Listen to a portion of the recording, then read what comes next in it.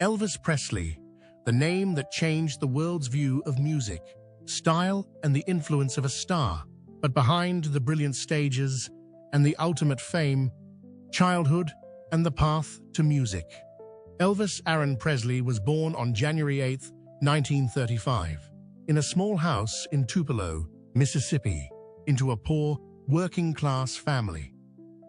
His parents, Vernon Elvis Presley and Gladys Love Presley, were both simple people who worked all kinds of jobs to make a living, from farming to factory work. They had high hopes for their twin sons, but tragedy struck from the very first day. Elvis's twin brother, Jesse Garon Presley, unfortunately died shortly after birth, leaving Elvis as the only child in the family. This made his mother, Gladys, have an extremely close relationship with her son. She considered Elvis her whole world and always protected him from all the hardships in life. Elvis's childhood was associated with poverty. His family lived in a house with only 2 rooms, no electricity, no running water, and often fell into debt. In 1938, when Elvis was 3 years old, his father, Vernon Presley, was sentenced to 3 years in prison for check forgery, leaving his mother to shoulder all the responsibility. Vernon served only 8 months in prison after being released early, but that time left a deep mark on Elvis's childhood. Despite poverty, the Presley family always had music. Gladys often sang folk and gospel songs, lulling Elvis to sleep with simple but emotional melodies. This instilled in the boy a love of music from an early age. Elvis did not have a formal music education, but he had a special music school, the Assembly of God Church, which his family regularly attended.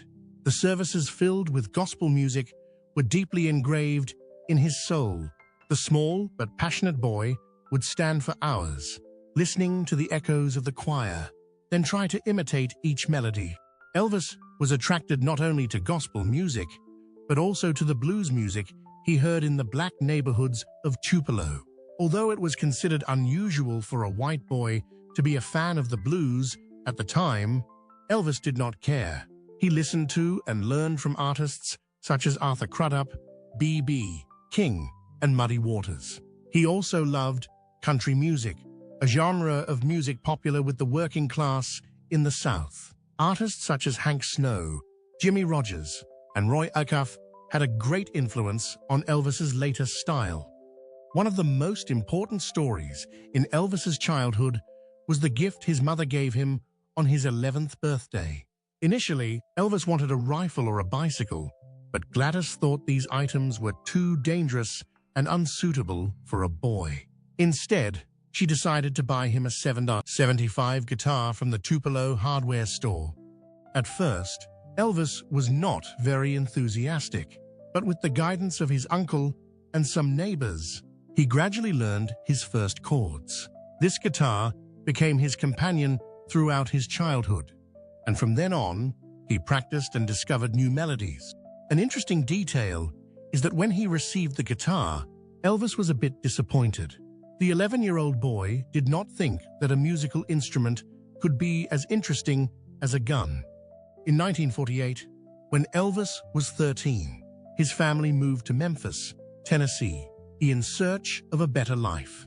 For Elvis, this was a big change. Memphis was a vibrant city with a rich music scene, a melting pot of blues, country, and gospel. This allowed Elvis to be around top artists, but at the same time, he had a hard time fitting in. At Humes High School, Elvis was considered strange. He liked to wear bright clothes, had longer hair than was popular at the time, and always carried a guitar. Some of his friends made fun of him, but that didn't discourage Elvis. He continued to practice, performed in talent shows at school, and gradually built up his confidence. Another important turning point was when he started working to support his family. After school, Elvis took on jobs as a truck driver and worked in theater, but he never gave up on music. Whenever he had free time, he would pick up his guitar and play music wherever he could. It was in Memphis that Elvis recorded his first song at Sun Studio, a small but influential record label in the music industry. Let's continue this journey. Music career and peak fame. In 1953, 18-year-old Elvis Presley entered Sun Studio in Memphis with a dream. He recorded My Happiness for $4 to give to his mother, Gladys Presley, for her birthday. Elvis was surprised when Sam Phillips, the owner of Sun Records, heard his unusual voice. Phillips was constantly waiting for a white singer who could communicate the soul of blues and gospel like black performers.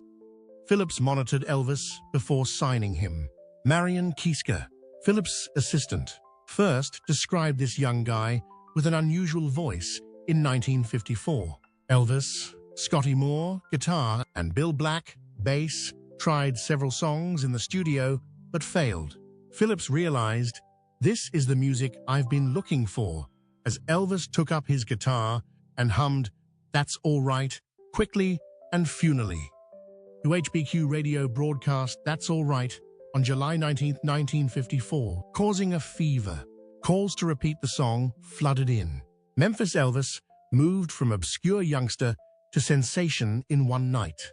Colonel Tom Parker, a gifted but calculating manager, saw Elvis in 1955 and soon pushed him to sign with RCA Records, one of the top U.S. record firms. RCA had the means to make Elvis a global sensation. Thus, this was a turning moment. The track Heartbreak Hotel hit #1 on the Billboard charts in January 1956, selling over 1 million copies in a few months. This song is called Elvis's Explosion in America. Elvis performed on The Milton Berle Show and The Steve Allen Show that year, but his biggest boost came from The Ed Sullivan Show on September 9, 1956. Ed Sullivan first believed Elvis was too rebellious and refused to invite him, but his stardom changed his mind. Elvis performed for almost 60 million people, 82.6% of U.S. TV viewers that night. The sensual hip-shaking of Hound Dog made the country buzz. Elvis proceeded to deliver successes like Hound Dog, a song Big Mama Thornton had sung before.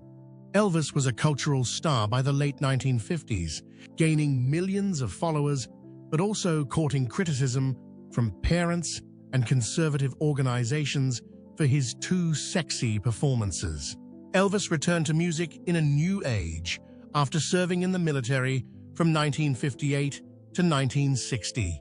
Elvis jumped into the cinema as well as singing.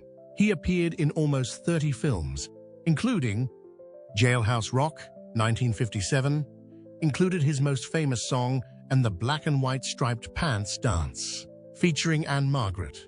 Elvis's 1964 musical Viva Las Vegas was a hit. One of his most popular commercials was Blue Hawaii, 1961. With Can't Help Falling in Love, Elvis's musical films lost popularity in the late 60s. He gradually concluded movies weren't his calling. After years away from the stage, Elvis performed the Elvis 68 Comeback Special on NBC in 1968. He played his hits in a black leather suit on a small stage with the band, a famous performance. This occasion showed Elvis's beauty and announced his musical comeback. Elvis began regular Las Vegas concerts in 1969, adopting the Elvis jumpsuit style with beautiful clothes. His teaching was reinforced by Suspicious Minds, Burning Love, and The Wonder of You. Elvis Presley was the best-selling solo artist ever, selling over 600 million albums. He is a cultural hero who altered music, not just a number. Elvis Presley joined the Army on March 24, 1958, at the U.S. government's request. He was already a music sensation with millions of admirers and a successful career. Elvis chose to serve as an average soldier without special benefits, unlike other stars. This choice earned him greater popular respect and admiration. Enlistment and major changes in his career.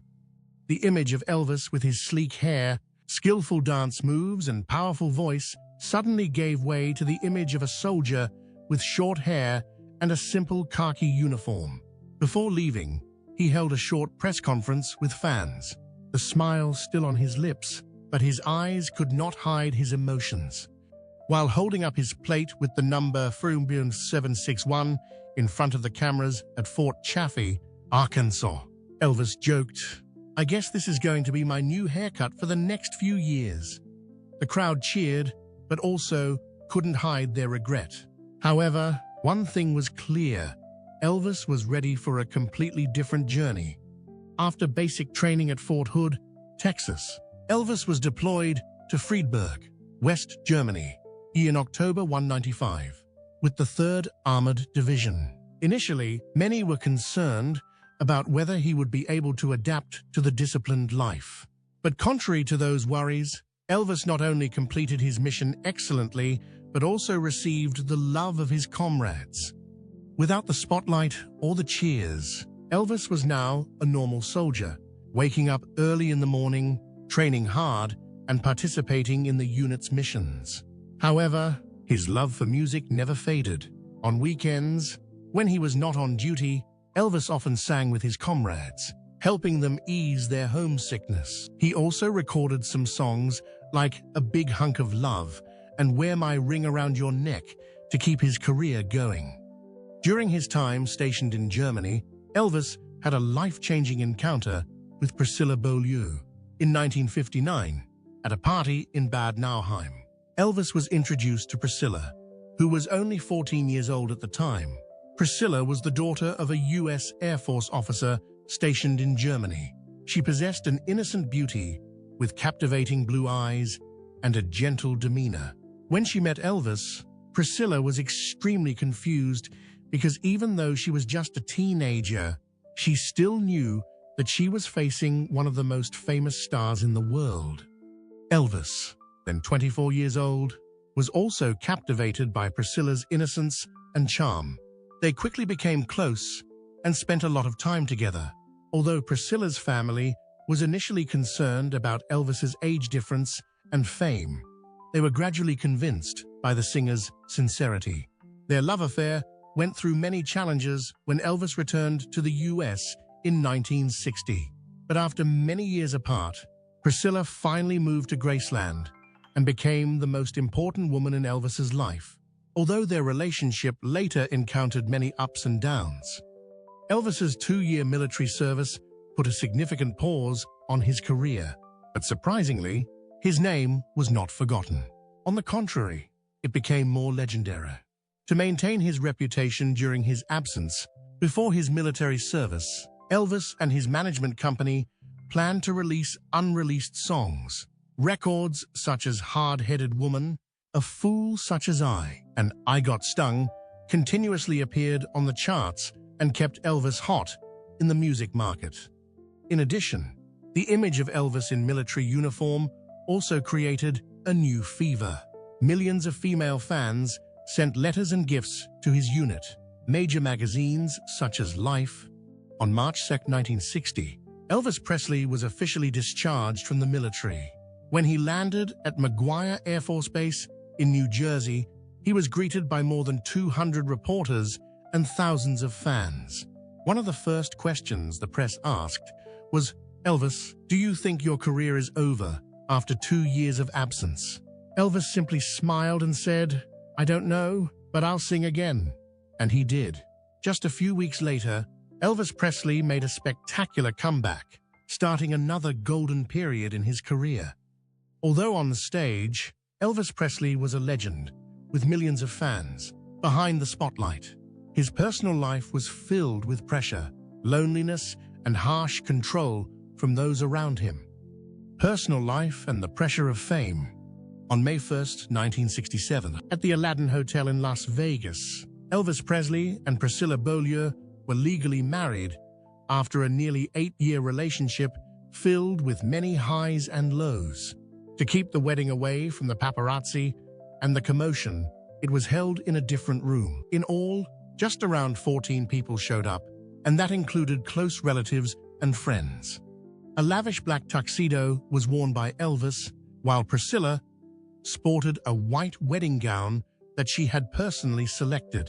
Although Priscilla smiled, her anxiety was visible in her voice as she exchanged vows with Elvis, whose voice quivered with emotion.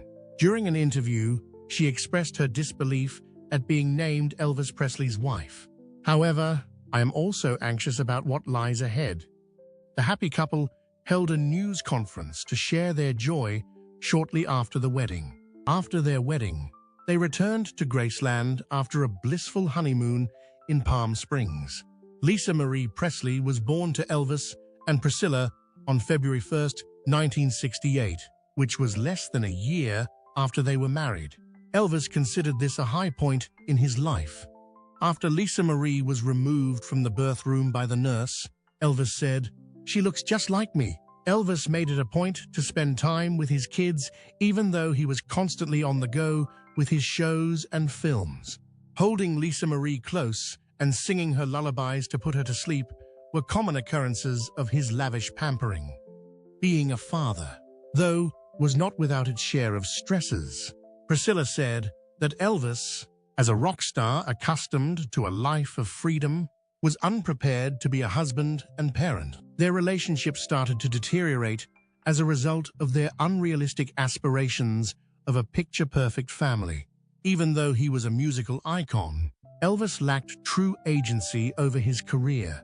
Colonel Tom Parker, his manipulative and strong manager, made all the crucial choices.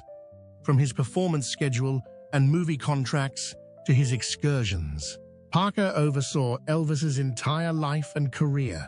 Parker was afraid that the truth about Elvis's immigration history would come to light, which is why he never planned an overseas tour. Elvis was not a legitimate U.S. citizen. Parker was able to mentally manage Elvis despite his repeated attempts to escape. "You can't do that, Elvis," Parker would tell Elvis whenever he wanted to alter his professional trajectory. "Take a look at how far I've taken you." Elvis, out of loyalty, endured control despite his discontent. Elvis immersed himself completely in his music during the 60s and 70s. Following his triumphant comeback to television with the iconic Elvis 68 Comeback Special, he maintained a hectic schedule of concerts and film projects. On top of touring the U.S., he played around 150 nights a year in Las Vegas. Due to the demanding schedule, Elvis felt more and more weary, drained, and alone. Elvis was alone as he got back to his hotel room, even though he had just performed for thousands of admirers. He sank into a deep despair as a result of the endless travels and restless nights. "I can make the whole world smile, but why can't I do the same for myself?" he asked a close friend during a chat. His marriage to Priscilla started to crumble, which made him feel even more alone. Being obligated to adhere to Elvis's schedule at all times made her feel like an afterthought in his life. "Elvis isn't mine," Priscilla once declared. "I feel compelled to tell everyone about him." Elvis sought solace in the potentially harmful use of prescription medicines when he felt helpless over his life. When Elvis first started dealing with the stress and chronic discomfort that came with working too much, he turned to sleeping drugs and painkillers. However, he developed an unconscious dependence on the medications over time. While the tranquilizers put him to sleep, after a long night of performing, the amphetamines kept him energized for the show. The vicious loop that resulted from this combination rendered drug abstinence difficult for him. As the king, whom everyone revered, no one dared to speak out against him. Even when he brought up the potential risks, the doctors in his vicinity kept prescribing them. A few people, including Priscilla, saw the threat. If Elvis wants to stop, he has to listen to her advice. Continue in this manner no longer. However, Elvis only chuckled and told her that she had nothing to worry about. But the reality was that he was progressively becoming helpless in his life. Because of his substance misuse, Elvis was irritable and cranky. The frequency of his arguments with Priscilla increased. At last, Priscilla decided to leave Elvis in 1972. It was her story. "I love you, but I can't go on living like this." Devastated Elvis was. The one lady he had ever loved had left him, and he felt bereft. However, he dove farther into drug use and isolation rather than making any changes. Despite all the success, Elvis Presley's private life was wrought with tragedy. He was a musician who adored his fans and the music itself, but success ultimately led him to his lowest points. As the 1970s rolled around, Elvis Presley's career hit a slump, a far cry from its glory. As new musical styles like disco and hard rock gained popularity, his star power waned, even though he remained a top performer. Maintaining his reputation required long-term employment in Sin City, which taxed him emotionally and physically. The constant pressure to perform at his best and the never-ending cycle of concerts led Elvis to rely more and more on narcotics for his well-being. The news of his 1973 divorce from Priscilla Presley came as a huge shock to him. Their long-term romance began to crumble when Priscilla began to feel alone in Elvis's world and unable to maintain the intimacy she had experienced in their earlier years of living together. Elvis was both enraged and saddened to hear that his wife was unfaithful to karate teacher Mike Stone. He got more and more alone, depressed, and hopeless once the divorce was completed. Lisa Marie Presley's sake kept them friends, although Priscilla did confess that Elvis never really recovered from this trauma. Elvis lost control of his eating habits and put on a lot of weight after the divorce. He lost his shape due to his consuming habits, which included fried meals, candies, and peanut butter sandwiches in particular. He once had 12 hamburgers during a single late-night snack. In 1977, he hit a weight of over 150 kilos, which hindered his performance. His health also deteriorated rapidly due to a host of issues, including hypertension, cardiovascular illness, and chronic sleeplessness. Elvis became physically and mentally drained as he grew more dependent on sleeping drugs and sedatives to manage his condition. Elvis had changed into a weaker, less charismatic, and less elegant performer on stage. Despite the obvious signs of exhaustion and slowness in his movements, his performances continued to draw huge crowds. On rare occasions, he might sing weakly or forget the words. The Last Days and Regretful Departure. Elvis Presley's final years were a series of days immersed in illness and loneliness. He lived almost isolated in the Graceland mansion, which was once a symbol of his brilliant success, but now became a golden prison to imprison a fading king. Elvis continued to perform, but his declining health made him no longer as good as before. Those close to him recounted that he often had insomnia, tossing and turning all night, only able to fall asleep thanks to increasing doses of sedatives. At one point, he even had to use more than 10 different prescription drugs just to stay awake. On August 16, 1977, Elvis spent a normal morning at Graceland. He woke up late, read a book in his room, and told his girlfriend, Ginger Alden, that he was going to go to the bathroom for a moment. But after several hours without seeing him return, Ginger worriedly went looking for him and found Elvis lying motionless on the bathroom floor. His head slumped to the floor, his body no longer responding. Immediately, the medical team was called, but all efforts to save him were in vain. At 2:30 p.m. that same day, the doctor officially announced that Elvis Presley had passed away at Baptist Memorial Hospital in Memphis at the age of 42. The initial cause of death was determined to be heart failure, but the autopsy later revealed that there were traces of more than 10 drugs in his body. He ended his life in loneliness, surrounded by illness and the pressure of fame. Elvis's funeral took place at Graceland on August 18, 1977, with the participation of tens of thousands of fans from all over the world. The line of people stretched for kilometers just to have a chance to see their idol for the last time. The U.S. president at that time, Jimmy Carter, sent official condolences, praising Elvis as one of the most important cultural icons of America.